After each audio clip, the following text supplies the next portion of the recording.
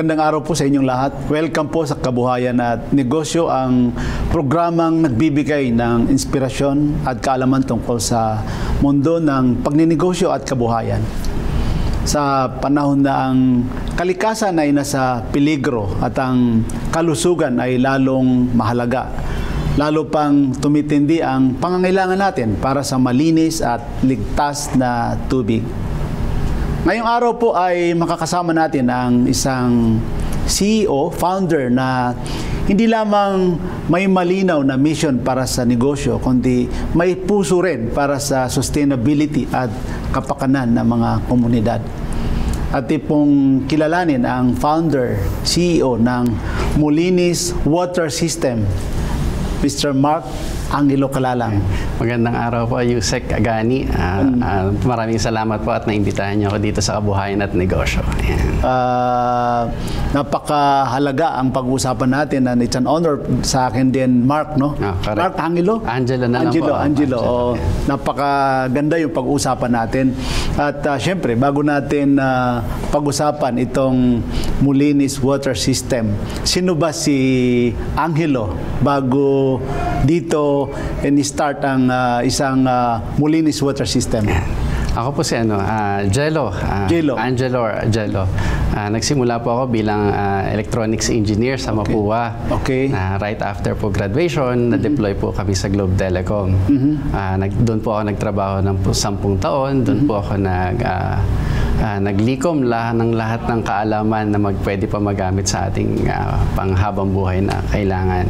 Tapos po 2016 nag-retire po kami, nag-resign po kami sa Globe Telecom. So naka-10 taon ka sa Globe? Yes, naka-10 taon. Naging area ko po yung Visayas sa Mindanao din. Pati kasama na din ang Luzon. Okay. Yan, 10 taon. Tapos po nag-explore po kami magnegosyo. So nakita po namin yung kagandahan ng mga medyas galing Korea. So doon po kami nag-start 2016, nagsimula po kami mag-import. Doon po kami nagsimula mag-start talaga ng negosyo.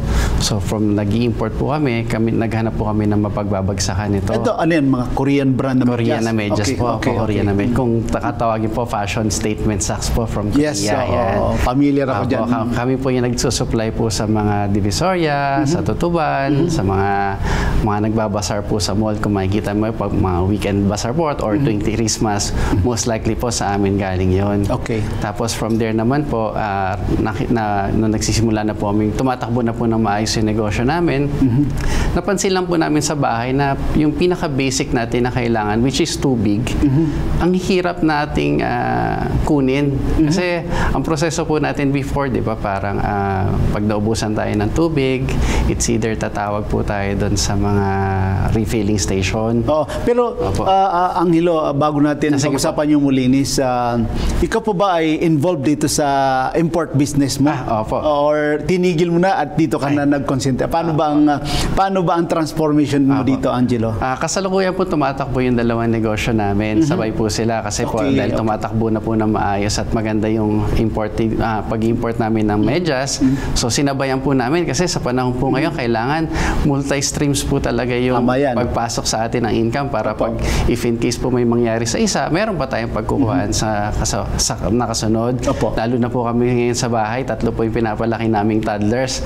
Kaya nagpe-prepare po kami ng mapagkukuhaan talaga hanggang sa mapaaral namin yung mga bata.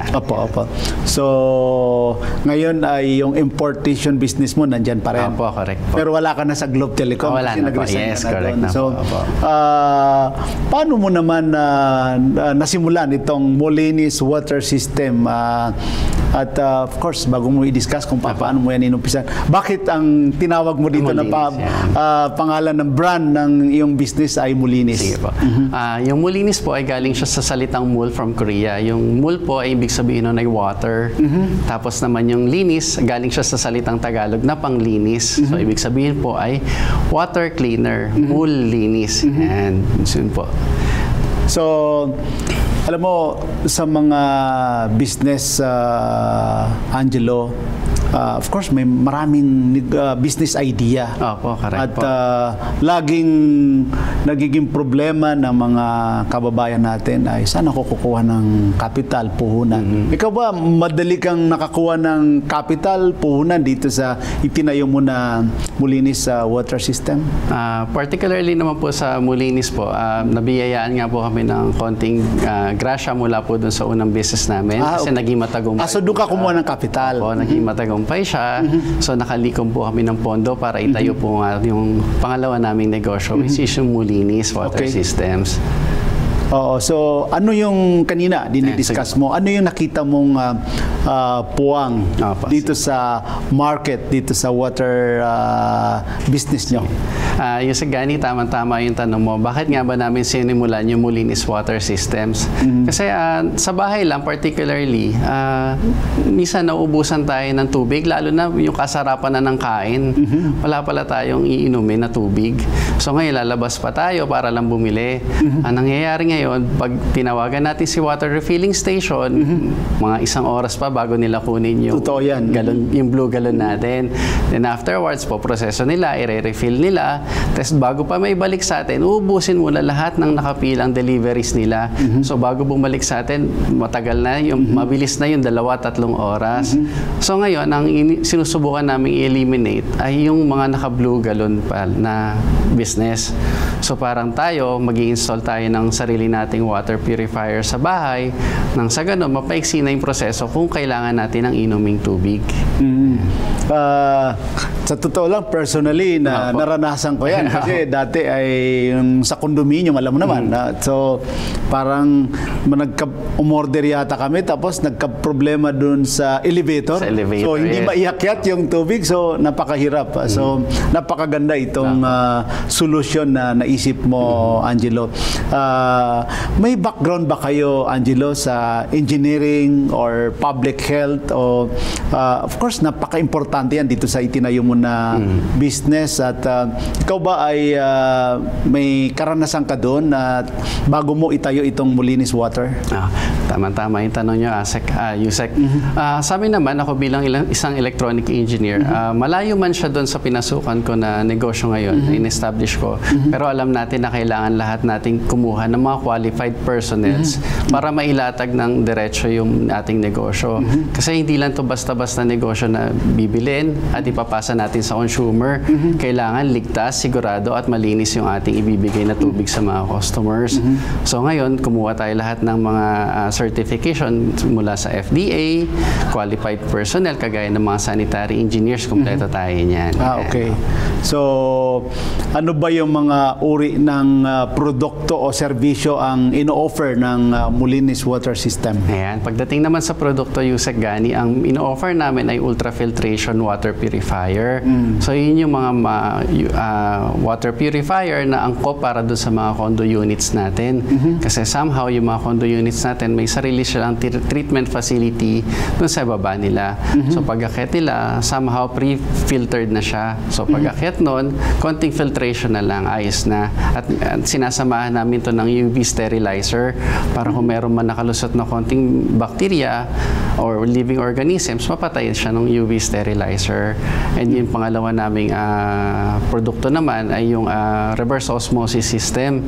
Itong reverse osmosis system naman, hindi eliminate niya yung mga matataas na TDS or yung total dissolved solid. So, for example, ang source natin ay deep well or mga district waters kagaya ng Maynilad or Manila waters, mas nalilinis niya ito. So, bali, meron siyang 4 stages plus UV sterilizer din. So, kinakabit yan. Yes, kinakabit sa undersea. Sterilizer natin. So, Angelo, paano naman natin sinisiguro na effective at ligtas ang aming mga water filtration at purification system sa aming mga kabahayan pagka ginamit namin or nagpakabit kami ng produkto mo? Tinetest natin siya bago natin in-install ang ating water purifier. Tinetest natin siya gamit yung TDS meter natin. Then right after the installation, meron tayong TDS meter then na testing na ginagawa.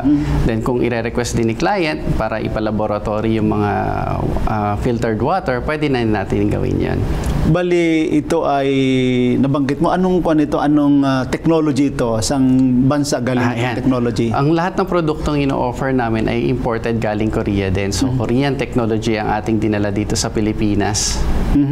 So, syempre may mga competition tayo, Angelo, no? So, kumpara sa mga ibang brand na ibang nanggagaling din sa ibang country like siguro China or may mga iba pang ano yung kaibahan or ano yung mayroon dito sa Molinis sa water system na wala sa iba or anong pagkakaiba? Yan. Ang kaibahan naman ng produkto namin sa ibang produkto na nasa merkado na ngayon, yung sa amin ay sinisigurado namin mataas yung kalidad ng mga materyales at mismo nung technology na ginamit dahil nga galing itong Korea, mataas yung standards na inilalatag nila para sa filtration system nila. At yung filter din na ino-offer namin ay quick change. Hindi mo kailangan ng technician tuwing magpapalit ka ng filter. So madali lang siya. Yes, madali lang sa ikabit. No? Siguro ang isang filter ay kayang palitan ng within 10 seconds lang. Wow. Yes. So, kayo ba ay gumagamit ng mga advanced technologies tulad ng UV sterilization o reverse osmosis o yung IoT system monitoring? Kayo ba ay may mga ganun din kayo na technology? Yes, gumagamit kami ng ultrafiltration unang-una and then yung pangalawa naman namin ay yung reverse osmosis system. Dito meron siyang konting wastewater kasi yung mga water na may kasama ng impurities, tinatapon na siya diretso sa inyong so tinatapon yun. Oo. So, paano ito nakakatulong, itong product nyo? Like, for example, sa mga rural area naman, mga underserved communities. Siyempre, alam mo naman, yung kalawakan ng ating population ay doon sa mga rural or underserved communities. Yan. Isang magandang tanong rin yan, Yusek Agani. Sa amin naman, ang ginawa namin sa business model namin, naglagay kami ng installment plan para maging abot kaya talaga ng mga rural communities ang aming produkto. Hindi natin isa-sacrifice yung or ipagkakait sa kanila yung technology na meron tayo ngayon. So ginawa nating mas affordable na yung, for example, isang produkto namin para binibigay namin siya payable within 24 months. So, like for example, sa mga ordinary condominium or mga ordinaryo na mga bahay na mga economic housing, gaano kamahal? Pricey ba itong technology mo, Angelo? If you don't mind, magkano ba ito para sa mga normal na bahay kung sila ay bibili sa inyo? Sige, i-discuss natin yung isang model namin which is yung reverse osmosis system. Nagkakahalaga siya ng 31,199. Pero mayroon kaming ino-offer na cash discount. Kapag cash transaction siya, 25,999 na lamang siya. Pero para naman dun sa mga hindi kaya magbayad ng isang bulto or in cash, yung 31,000, kailangan lang nila magbayad ng 5,000 pesos for down payment. And then 1,092 every month for 24 months. Kung ikukumpara natin yun dun sa pagbili-bili natin ng galon, which is yung isang household, 600 to 800 pesos yung ginagastos every month sa bahay. So magdadagdag ka na lang ng less than 300, lahat ng convenience nakuha mo na. Hindi mo na kailangan bumili ng galon sa labas, hindi mo na kailangan maghintay ng delivery, hindi mo na kailangan magbuhat na mabibigat na galon. So pinaiksi talaga natin yung process from your tap water, i-install lang natin seawater purifier, then i-on mo lang yung faucet na in-install namin, yun na yung drinking water nyo. So, ano bang pagkakaiba doon sa dumadaan doon sa purification at saka doon sa nabibili natin sa mga water refilling station? Ano bang pagkakaiba nun? Ang makatuwid na ang kaibahan lang nito, itong produkto namin, ginawa naming localized version siya ng water refilling station. In terms of quality?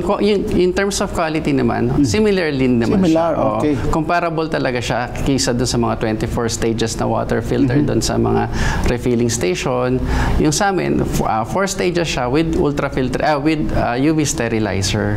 Oo, napaka-importante yan kasi sa mga condominium, lalo na yung mga kabataan or yung mga retiree na so kailangan nila maghintay. Kung gusto nilang uminom ng may sabaw or ng coffee kung wala silang naka-stock na mahirap 'yon. So ito ay very convenient Oo.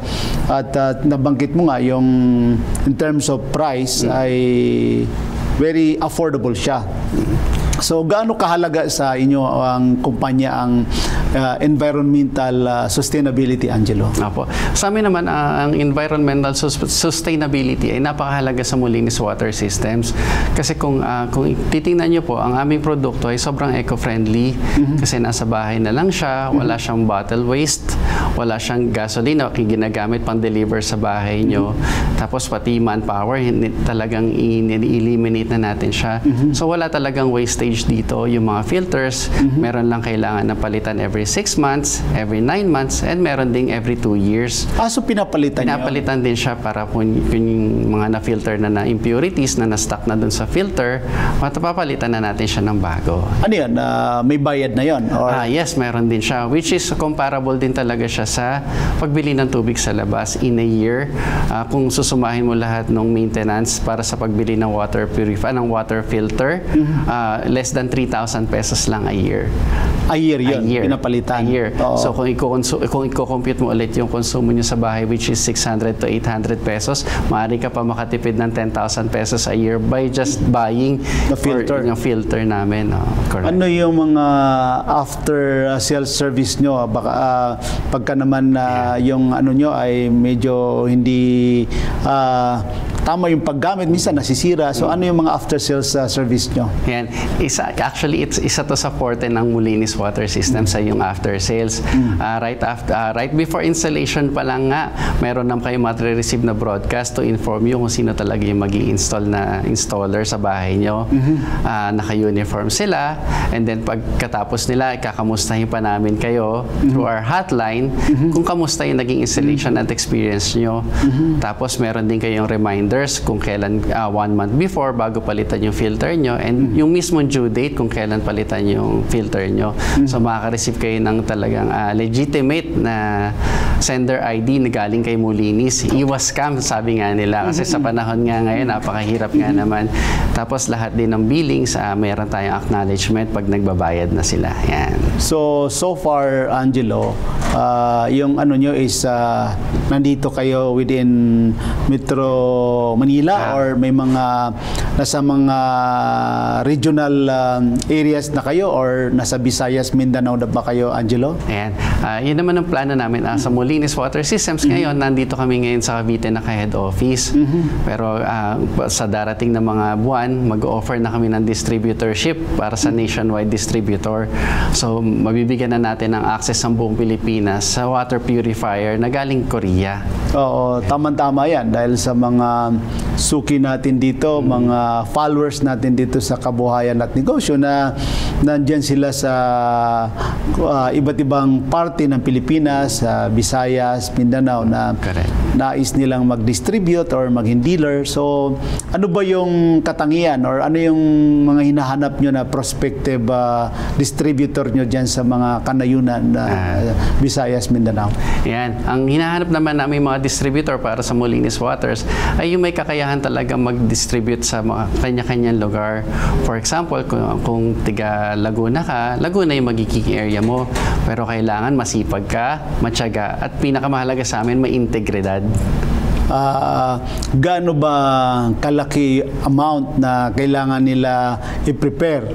I'm sure may mga suki tayo rito na naghanap ng oportunidad na baka dito nila makita sa Molinis. So, ano ba yung halaga na kailangan nila maging investment dito sa Molinis Water System bilang distributor ninyo sa mga kanayunan? Sige. Sa financial capability naman na distributor na hinahanap namin, most likely ang mga investment lang ay nasa between 300 to 500,000 lang. So, yung 300 to 500,000 na yan, kaya siya mag-ROI within 3 months. Galing. Oo. At napakarami natin na pagkwentuhan na, Angelo, at ipagpapatuloy po natin ang kwentuhan namin ni Angelo dito sa Kabuhayan at Negosyo. Magbabalik po kami, huwag kayong aalis.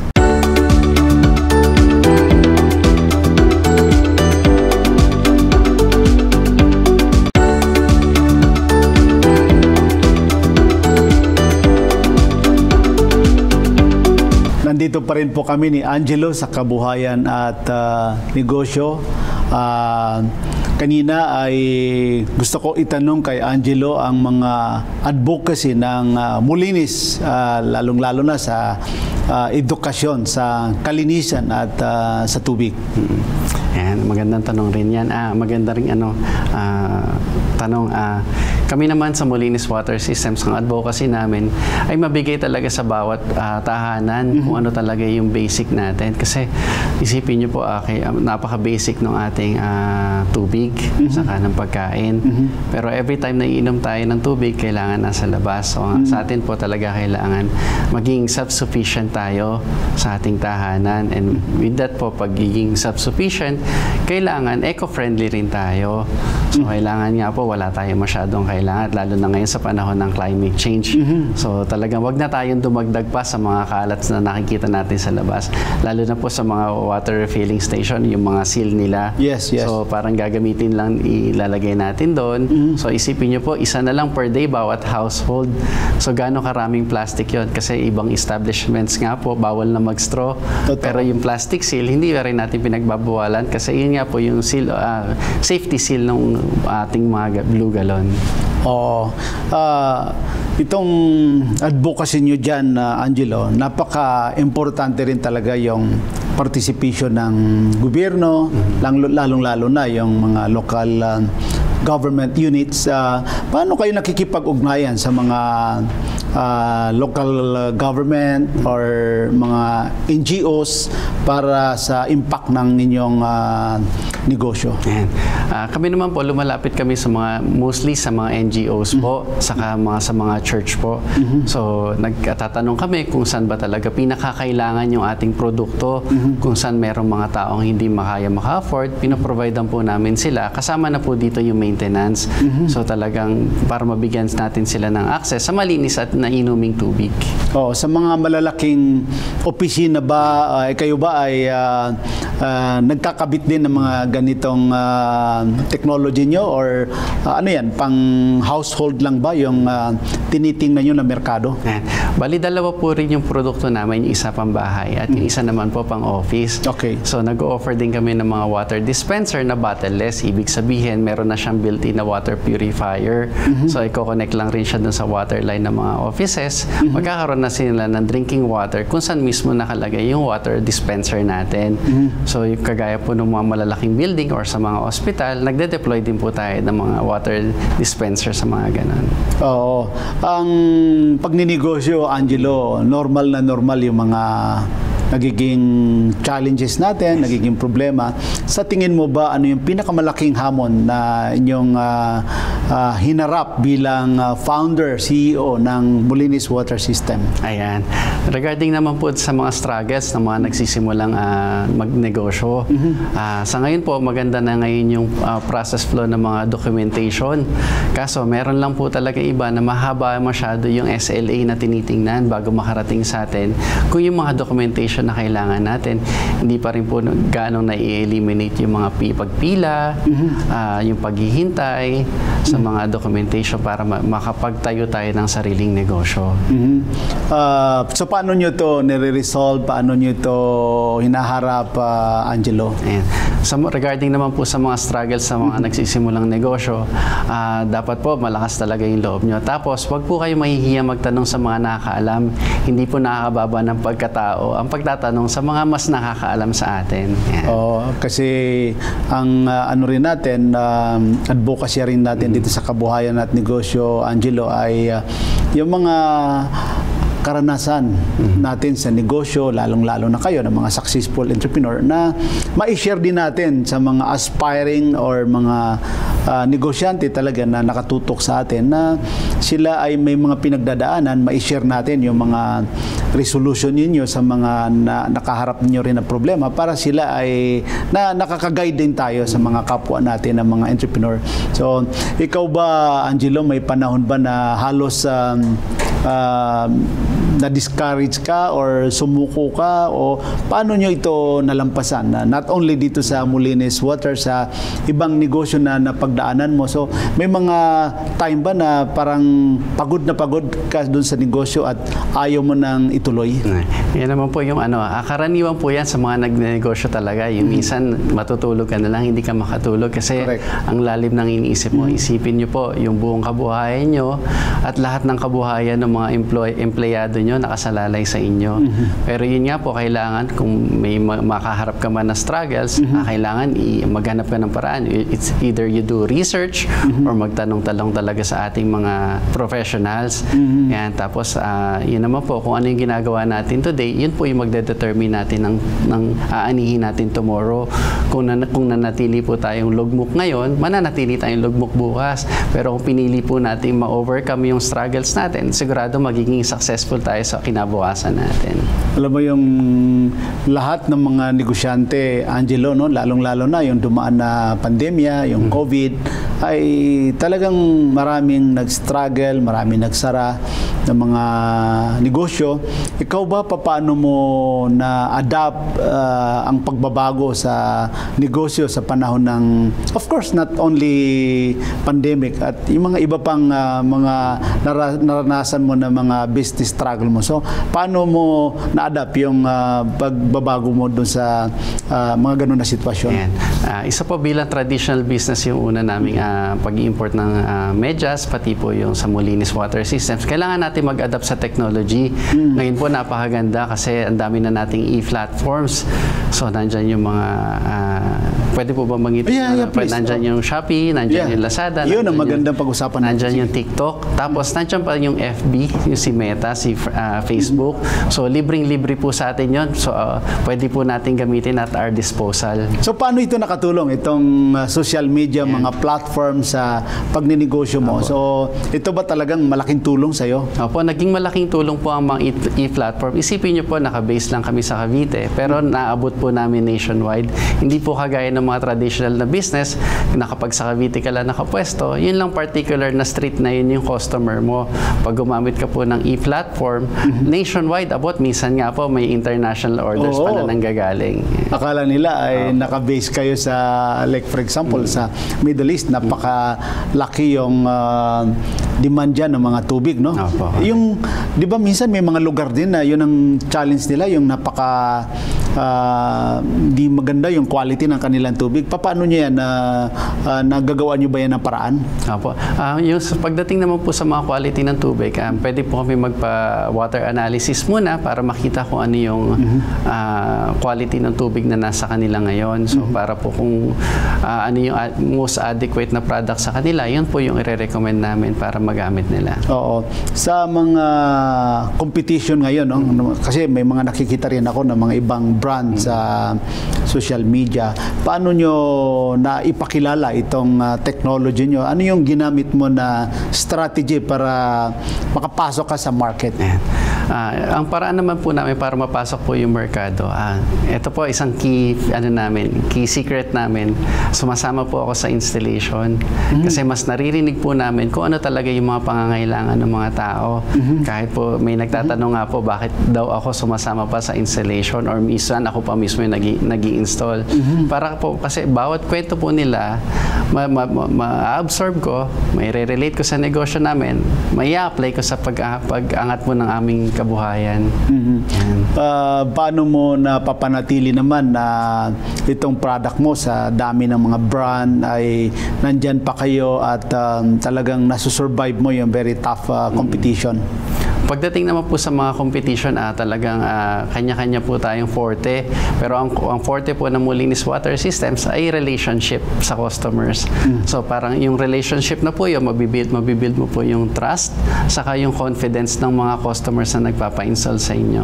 So isa po rin feature sa amin, sa social media po namin, talagang nagpapakita po kami ng mukha kasi mas nagtitiwala po ang mga clients pag nakikita nila ang owner mismo dun sa social media page nila. Opo. At pagpapatuloy natin, Angelo, yung kwentuhan natin dito sa pagbabalik ng kabuhayan at negosyo. Huwag po kayo aalis.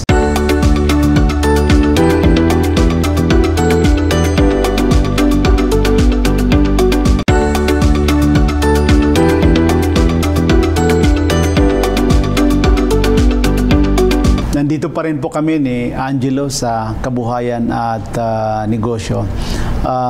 Sa ngayon, sa kasalukuyan, Angelo, saan ba mabibili ang mga produkto ninyo at saan nila dapat yan matagpuan? Ikaw ba ay sumasali sa mga business event? Paano kayo nila makukontak, Angelo? Ayan, sa mga nagnanais po bumili ng aming produkto na water purifier, pwede nyo po kaming kontakin sa aming FB page na Molinis Water Systems. Pwede nyo rin po kami tawagan sa number namin na 0917-588-7007. Yan. Tapos available din po ang aming shop sa Lazada, sa Shopee, at sa TikTok. Okay. So, napakahalaga talaga itong mga ganitong social media, Angelo, sa product natin ngayon. Lalo na kung kahit anong negosyo ay napakalaking bagay itong mga online platform. Ikaw ba ay may filosofya, Angelo, na ginagamit mo bilang isang successful business owner? Akin lang naman po ang core value talaga na gusto ko maintindihan ng bawat negosyante ay yung integridad. Yung integridad po kasi yung ginagawa mo talaga yung best mo kahit wala nakatingin sa inyo. Yung kahit piso, hindi ka pwedeng kumuha pagkita yan ng kumpanya. Okay. So, napaka-importante rin yung mga trade secret. Ano ang trade secret ninyo?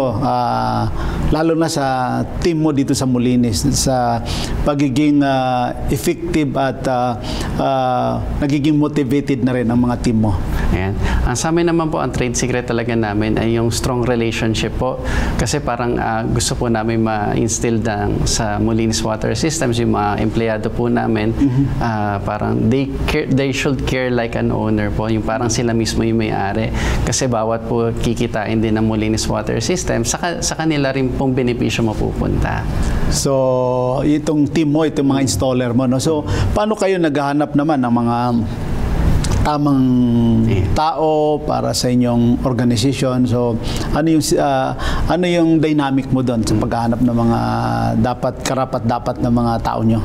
Sa amin naman po, sa paghahanap naman po ng mga empleyado, hindi namin kailangan ng masyado mataas na qualification. Ang kailangan lang namin po ay matapat at trainable. Kasi mas mahalaga po sa amin yung kaya naming turuan kung ano ba dapat yung mga core values ng company at kung ano-ano yung mga hinahanap ng ating kliyente, yung hindi mapagmataas na tao at mapagkumbaba. Ayan. Ngayon, marami ka nang na-inspire ng mga natin, tagapanood natin. Ikaw ba, Angelo, may maipapayo na doon sa mga tagapanood natin na gusto magtayo ng negosyo, lalong-lalo na sa tubig, envirotech or mga social enterprise na gusto nila kayong gayahin? Mayroon ka bang advice sa kanila?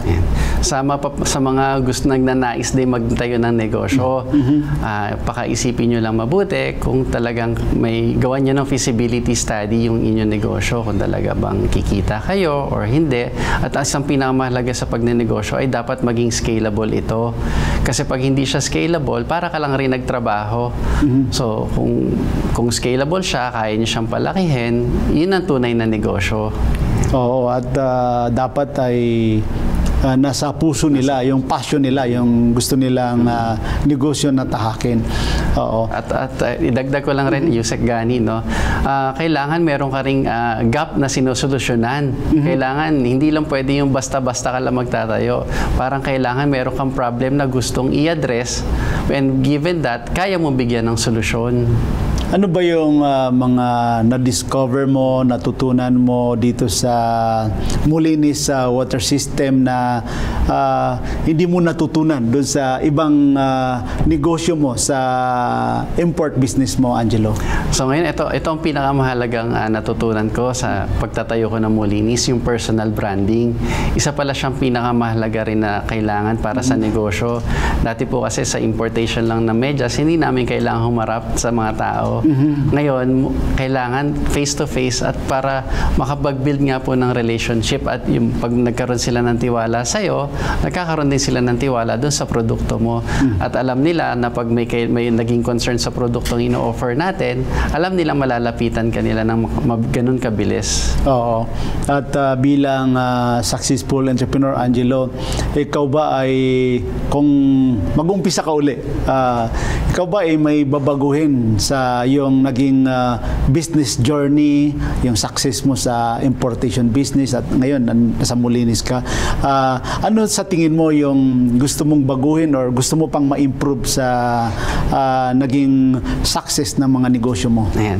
With regards naman po doon sa question niyo, Yusek Gani, no, kung may babaguhin ba ako sa mga naging galaw ko noong nagsisimula pa lang ako hanggang sa ngayon, siguro wala, pero gusto ko lang idagdag na dapat mas masipag tayo at mas open tayo sa mga suggestions ng ibang tao.